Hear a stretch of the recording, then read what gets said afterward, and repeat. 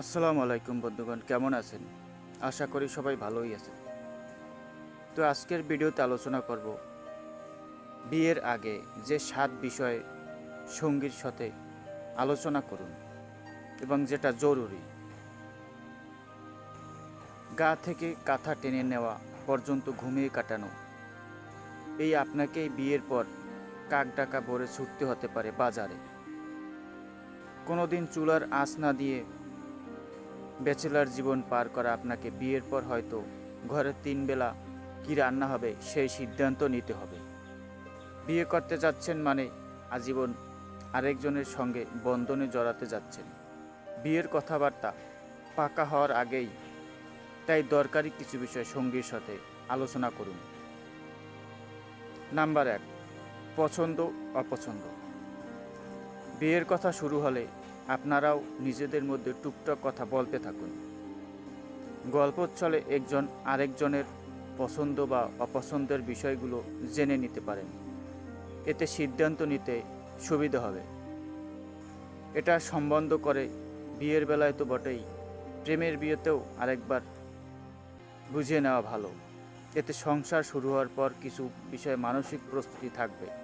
আর এই বিষয়গুলো সব হয়তো তালিকা দরে সম্ভব না, তবে গুরুত্বপূর্ণ বিষয় নিয়ে আলোচনা করতেই পারেন। নাম্বার 2, আর্থিক অবস্থা। বিয়ের পর শুধু প্রেম দিয়ে দাম্পত্য সুন্দর রাখা সম্ভব নয়। যখনই সেখানে আর্থিক সংকট দেখা দেবে তখনই অশান্তি বাঁধবে। অভাব এলে প্রেম জানালা দিয়ে পালায়, বহুল প্রচলিত এই কথাটি। তো আর এমনি এমনি আসেনি। তাই বিয়ের আগেই বুঝে নিন আপনার আর্থিক বিষয় সঙ্গীর সাথে আলোচনা করে নিন। তিনি কি সংগ্রাম করে বেড়ে উঠেছেন নাকি টাকার প্রাচুর্যে? সঙ্গী যদি ছোটবেলা থেকে অঢেল টাকা পয়সা খরচে অভ্যস্ত না হয় তাহলে আপনার জন্য বিষয়টি স্বস্তির। নাম্বার 3, কোথায় থাকবেন। সাধারণত আমাদের দেশে বিয়ের পর কনেকে স্বামীর গৃহে নিয়ে আসা হয়। সেখানে কেউ হয়তো বাবা মা ভাই বোন সহ থাকেন, কেউ আবার বড় পরিসর এখানেই তৈরি হয় সংকট। মেয়েটি হয়তো নিউক্লিয়ার পরিবারের ছোট পরিবারে বড় হয়েছে, এত বড় পরিবার থেকে সে অভ্যস্ত নয়। আবার স্বামী স্ত্রী কর্মজীবী হলে স্বভাবতই প্রশ্ন উঠবে কতটা দূরে কর্মস্থল। নাম প্রকাশ না করার শর্তে একজন মনোবিজ্ঞানী জানান তার চেম্বারে সম্প্রতি ঢাকা শহরের এক জনপ্রিয় বিত্তবান দম্পতি এসেছিলেন। সংসার শুরুর 3 মাসের মধ্যেই থাকার জায়গা বাসা নিয়ে ঝামেলায় পড়েছেন এই দম্পতি। শ্বশুর শাশুড়ির সঙ্গে হাঁপিয়ে উঠেছেন, আলাদা বাসা নিতে চান তিনি। কারণ হিসেবে বলেছেন শাশুড়ির সব কিছুতেই অতি আগ্রহ। নাম্বার 4, সন্তান সন্ততি। আমাদের দেশের সামাজিক অবস্থা বিবেচনায় অনেকেই বিয়ের আগে বিষয়টি নিয়ে হয়তো আলোচনা করতে দ্বিধায় পড়েন। তবে নিজেদের মধ্যে সন্তানেদের নিয়ে আলোচনা করে নেওয়াটাও ভালো। কতদিনে সন্তান নিতে চান, কয়টা সন্তান নিতে চান, কিংবা ভবিষ্যৎ নিয়ে আলোচনা করে এগিয়ে যান। নাম্বার 5, কাজকর্ম। বিয়ের পর নতুন বউয়ের বাইরে কাজ করার ব্যাপারে অনেক পরিবারে আপত্তি থাকতে পারে, তাই বিয়ের আগেই পরিষ্কার করে নেওয়া ভালো। এই সিদ্ধান্ত পাত্রপাত্রীদেরই নিতে হবে।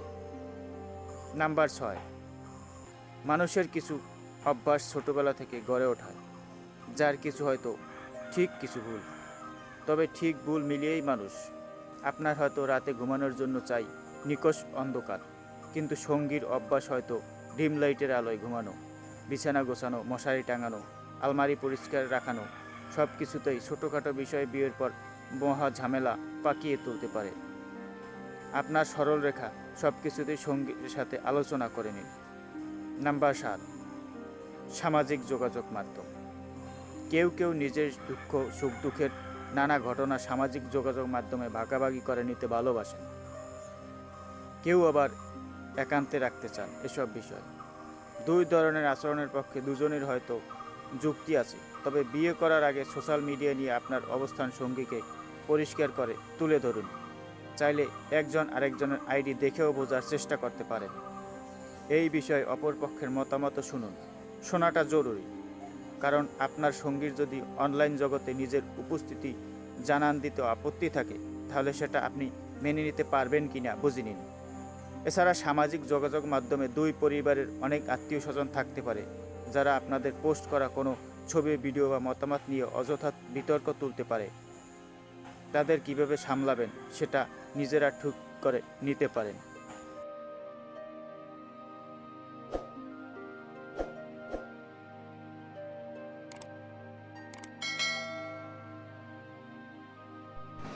SM Sujan records.